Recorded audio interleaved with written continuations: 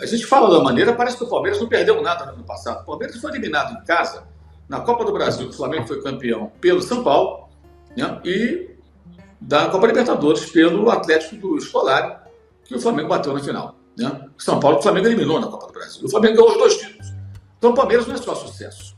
Só que os fracassos, eles são sempre colocados no segundo plano e são meio que abafados. No Flamengo tudo é supervalorizado, por culpa do próprio Flamengo, que é incapaz de administrar certas situações. Culpa dos dirigentes, culpa de parte da torcida e também um grande aproveitamento da mídia que critica o Flamengo vende mais do que qualquer outra coisa, né?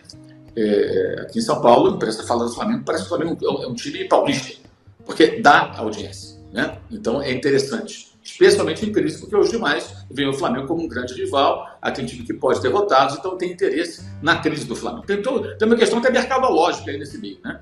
Agora, eu acho que a gente tem que lembrar também o seguinte: se o Palmeiras hoje tem menos dinheiro que o Flamengo, ainda assim tem bastante.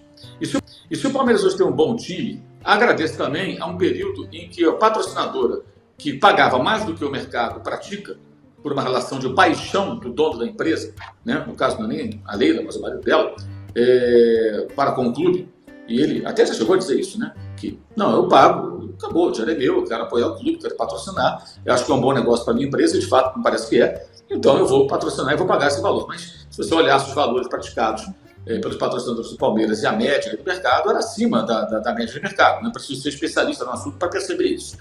Então o Palmeiras já era, de certa forma, beneficiado por uma relação de paixão do seu patrocinador, né? Sócio do Palmeiras, teve sócio também quando apareceu a Parmalat, é um clube de sócios. Então, que legal. Então entra aquele dinheiro todo. O Alexandre Matos, de fato, gastava muito.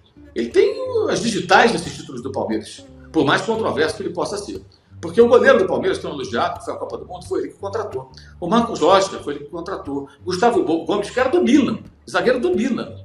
Tá? Não estava jogando no Nacional do Paraguai, coisa parecida, estava no Milan. Foi ele que contratou. Rafael Veiga foi ele que contratou. Tem uma porção de jogadores que foi ele que contratou. Alguns saíram, como Scarpa, que ajudou o Palmeiras a ganhar campeonatos e foi embora para o futebol inglês. Foi ele que contratou naquele imbróglio com o Fluminense. Então houve um momento... Dudu foi ele que contratou. Então houve um momento em que o Palmeiras tinha o apoio da patrocinadora, não só no patrocínio, na grana que entrava direto ali e tal, todo mês, que é uma relação, mas também em contratações que eram investimentos extraordinários, como o Borja, que não deu certo, mas custou mais de 10 milhões de dólares.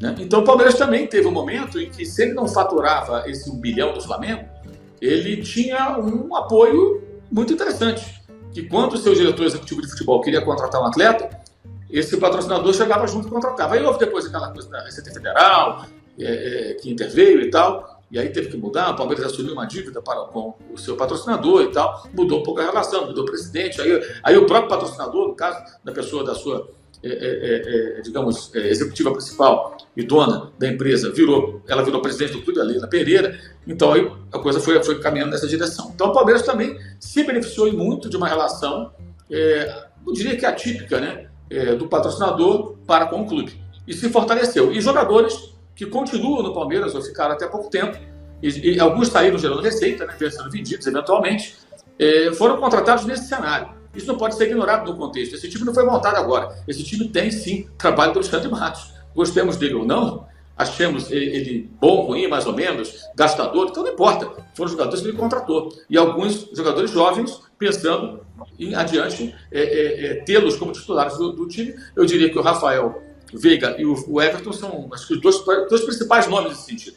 Chegaram sem ser titulares absolutos, pelo contrário, investimentos no futuro, mais ainda o Veiga, e eles viraram jogadores fundamentais para o Palmeiras. Um foi a Copa do Mundo, o outro tem um ótimo nível, poderia ter sido convocado eventualmente para a seleção brasileira.